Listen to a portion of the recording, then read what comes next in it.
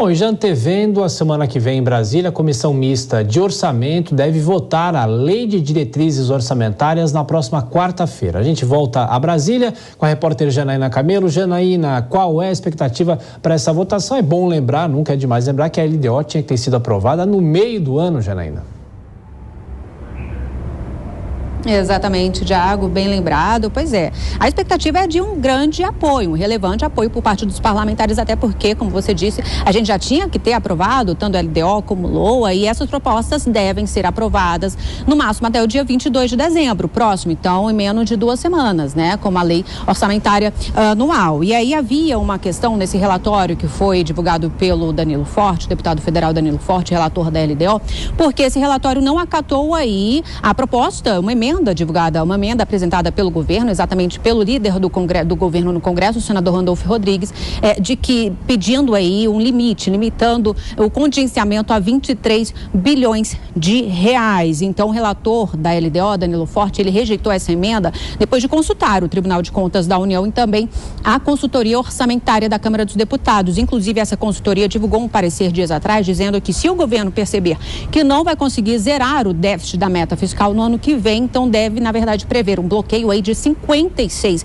bilhões de reais em contingenciamento. Danilo Forte disse que esse valor sobre contingenciamento deve ficar a cargo, na verdade, do executivo, do governo, e não ficar explícito aí no seu relatório. Mas especialistas de ACO que têm estudado o relatório, o texto, têm dito que essa expectativa do contingenciamento pode sim cair para entre 22 e 23 bilhões de reais, porque eles dizem que o texto menciona aí alguns artigos do arcabouço fiscal sobre o crescimento real dos gastos, que deve ficar entre 0,6% e 2,5%, isso considerando também a inflação de 2023, e é exatamente o que tem sido defendido pelo ministro da Fazenda, Fernando Haddad, né? Porque Haddad, ele defende aí também esse limite de 23 bilhões de reais, considerando que é definido pelo arcabouço fiscal. Então, de qualquer forma, o líder do governo no Congresso, o senador Randolfo Rodrigues, disse que o governo vai consultar, assim que iniciar o ano que vem, vai consultar o Tribunal de Contas da União para saber, então, enquanto que deve ficar o contingenciamento em 23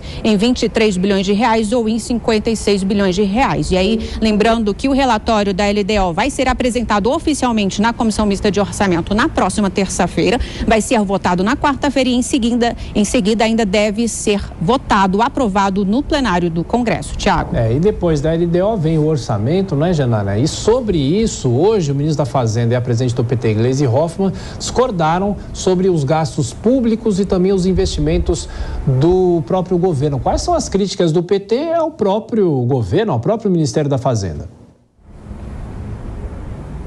Pois é, a presidente do PT, a parlamentar Gleisi Hoffmann, né, ela disse o seguinte, ela criticou aí o plano econômico que é hoje defendido pelo ministro Fernando Haddad, pelo ministro da Fazenda, porque Haddad continua insistindo aí que o governo deve perseguir o déficit zero no ano que vem, na meta fiscal, ou seja, atingir 0% do PIB em déficit fiscal. Gleisi Hoffmann disse o seguinte, que o governo pode sim aumentar os gastos, as despesas para, segundo ela, aquecer a economia. E isso, então, prevendo uma elevação de 2%, de 0 para 2% do PIB no déficit fiscal do ano que vem.